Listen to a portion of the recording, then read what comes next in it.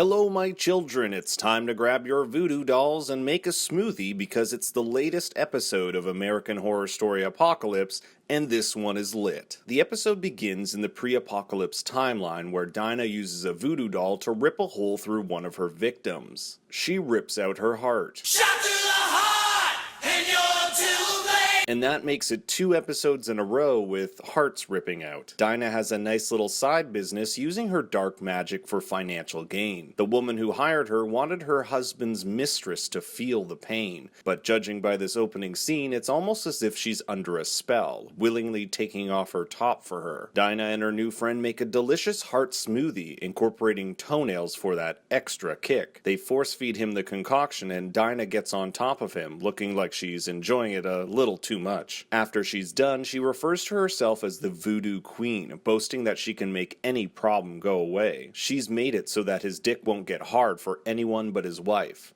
Now that's love. Dinah is confronted by Cordelia, and we learn she took over as Voodoo Queen from Marie Laveau. You might remember her from Season 3, played by Angela Bassett. The Voodoo Queen is essentially the equivalent of the Supreme for its voodoo practitioners. She's moved from New Orleans to California, where all the wealthy rich folk are, saying the only thing that matters in this world isn't black or white, it's green. Cordelia wants a meeting with Papa Legba, the gatekeeper of the spirit world. You may recall that Marie Laveau sold her soul to Papa Legba in order to acquire immortality. In exchange, he asks Marie for the annual sacrifice of an innocent life at any time of his choosing. Dinah tells Cordelia she must be desperate if she wants to talk with the voodoo devil, but ultimately agrees to set up a meeting for $100,000 cash. Then we're introduced to the delightful Bubbles McGee, who guts her husband on Christmas Eve. Oh wow, that rhymed. It's all shot in an 80s slasher style, and if you remember from episode 1 when Joan Collins played Nana Evie, that she was married to a Hollywood studio exec. Things don't go over well for Bubbles when the Santa she turns away from the door turns out to be the decapitation killer. It looks like she's on Santa's naughty list since she gets a bunch of decapitated heads down the chimney. Worst Christmas ever. But not to worry, since we're on the set of a Hollywood movie and Bubbles is totally safe, except from the comments of lewd crew members she gets from reading their minds. Then there's a diva off between Madison and Bubbles. We learn she left the coven to hone her craft of being an actress, and if there's one thing that pisses Madison off, it's making fun of her failed movie career. Bubbles has been summoned. The witches need all the help they can get if they're going to fight the evil of Michael Langdon, an evil we learned more about last episode when Madison and Behold visited Murder House. Bubbles, Madison, and Myrtle enjoy a fancy dinner when Bubbles demonstrates her power of lectio animo, the ability to listen to someone's very soul. Its literal translation from Latin means mind reading. With her power, she'll be able to read Ariel's mind and potentially Michael's. The issue isn't only Michael, however, but the warlocks who protect him. They want Bubbles to come back with them to Hawthorne to find out what Ariel knows and what he is planning. Dinah warns Cordelia about Papa Legba. He never reneges on his bargain. If she can't deliver on what she promises, there will be hell to pay. She then performs a voodoo ritual reciting the incantation in French. Now for some Think Story facts, shout out to Madame Lipton who taught me grade 9 French. Dinah says, "Open the barrier for me," and lo and behold, Papa Legba appears looking like a 1990s wrestling character. He drinks the concoction Dinah prepared for him, a mixture of rum and other voodoo materials. She's also prepared a Cohiba Cuban cigar, which was, fun fact, Fidel Castro's favorite brand. Apparently, he thinks Dinah has summoned him to reconsider his offer. If she snatches newborns from the maternity ward, he'll grant her immortality, a price which Dinah was and is unwilling to pay. He also refers to her as a mambo, which is the term used for a female high priest in the voodoo religion, which is a real religion, by the way. Papa Legba seems to already know why Cordelia is here, referring to Michael Langdon as the Antichrist, the bringer of the end of days. He doesn't think he can help, saying he's merely a gatekeeper between humanity and the underworld. Then Cordelia unveils her plan. Have Papa Legba open the gates to the underworld and banishing Michael there, doomed to roam the underworld for eternity. She just has to name her price. But before we can get to that, we're surprised with Nan. Yes, ladies and gentlemen, it's our beloved Nan, who was sacrificed to Papa Legba by Fiona and Marie Laveau in Season 3. She apparently is loving hell, becoming Papa's favorite little helper. If Cordelia can supply a soul to Papa, he'll consider this coup against the Lord of Darkness. But he doesn't want one soul, he wants all of them. All of the girls' souls from the witches' coven. Cordelia protests, demanding he take hers. After all, she is the most powerful witch on earth. But Papa is firm. This is his final offer. Cordelia isn't willing to make that offer, and Papa disappears. She pleads to Dinah there must be another way, but she's had her chance and blew it. Now not only will all her girls die, but the 6 other billion people on the planet. Back at the Coven, Mallory asks Queenie and Zoe when Michael will officially become supreme. And this transition apparently happens when the old one dies. But they're interrupted by Coco, who has found a new power. She's a walking nutrition guide. It's also fun to see the change dynamic between Coco and Mallory here. Coco no longer being a bitch, but excited and empowered by Mallory's positive outlook. But this fun moment is short-lived when Coco chokes on a snowball and falls unconscious. Mallory, using her restorative powers which we saw her perform in episode 5 on the deer, opens up Coco's neck to dislodge the snowball, saving her life. Zoe is astonished at Mallory's power, claiming she's never even heard of a spell like that. This works on my theory that I elaborated on in my episode 5 video that Mallory isn't a witch, but maybe some sort of angel or Nephilim. Cordelia stumbles on the stairs, looking like she's starting to lose her powers. If you remember from episode 5, she's already told Myrtle that she's dying,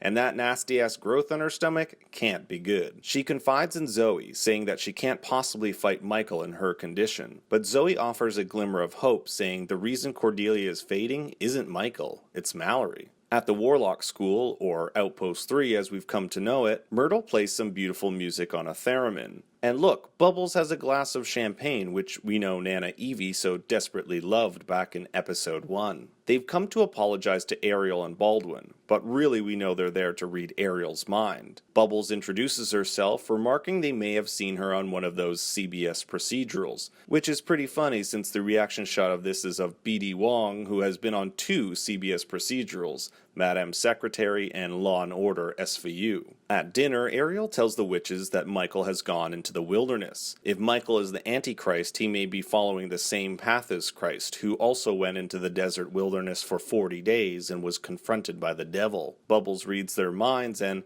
let's just say it isn't good. Baldwin wants to wipe the smiles off their faces, and Ariel can't wait until every last one of them is dead. It's implied here that Myrtle puts a spell on the 2 warlocks, telling them it's been getting late, of which they both agree. Bubbles tells Myrtle that the warlocks murdered one of their own, referring of course to John Henry, who was burnt to a crisp by Michael's satanic foster mom in episode 5. This fight between witches and warlocks is just getting started, and it's kill or be killed. Back at the Coven, the witches have dinner, and they all seem to have accepted the fact that Mallory will ascend as leader of the witches to take on Michael. Mallory isn't too keen to take over from Cordelia, but there's still much to be done. And look who's also there, Behold, who has arrived back from Murder House with Madison. He gives a passionate speech saying that he and the Warlocks were wrong to give rise to Michael, saying that they now must stop him. We're then shown Cordelia performing a sacred ritual 2 years ago before the apocalypse, chanting Ash and Soul arise from the fire, return to me. Then it's revealed this was how Myrtle was brought back from the dead. Cordelia needed her guidance for the war to come, no matter the cost. And insert badass slow motion witch shot. The witches arrive at the gas station, and something tells me it's not for the cheap prices. Zoe uses her powers to bring back John Henry's ashes. Then Cordelia tells Mallory to bring him back. This, in effect, will become her 7th wonder. If you remember in episode 5, Michael faced a similar challenge, Dissension, in which he was tasked to bring Misty back from the dead. She's successful, and the witches are told the awful truth that he was betrayed by Ariel and Baldwin. He tells them he was killed by a woman, Michael's satanic mom. Cordelia tasks Coco with taking her out. She follows Mead to the butcher's, and she's shot. But before Mead can finish the job, she's grabbed by 2 of the Coven's thugs, and Coco is whisked away. Back at Outpost 3, Baldwin has perfected a powder that will kill any woman who inhales it. Then there's a series of gruesome shots of the Coven witches succumbing to agonizing deaths at the hands of the Warlocks. But their plan is cut short when the witches arrive. Cordelia tells them the witch who actually perfected this powder was Agnes Sampson back in the 1500s. This was a real person who was burnt at the stake in Scotland for her supposed healing powers. She destroys the powder and Ariel tells her powers have already waned. But Cordelia doesn't like that one bit. She performs Perpetuum Clausus, or always closed, which shuts their mouths. Even with her powers waning, she is still the superior witch. Ariel, Baldwin, and Michael's satanic foster mom are brought to the stake and doused in gasoline. But since tradition states no witch may kill a condemned warlock, that honor falls on John Henry. And in a moment of sweet irony, John Henry kills Meade the same way she killed him,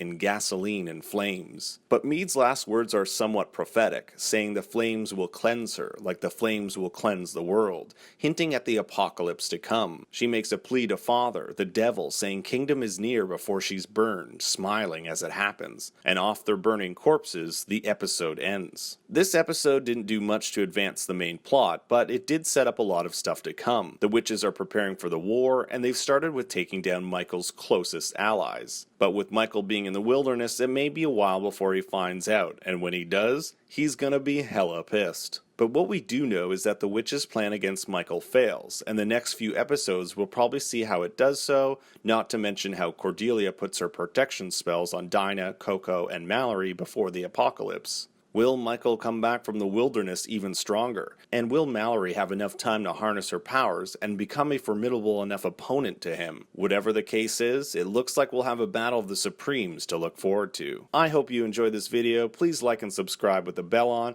and if you didn't, I have a delicious smoothie for you to try.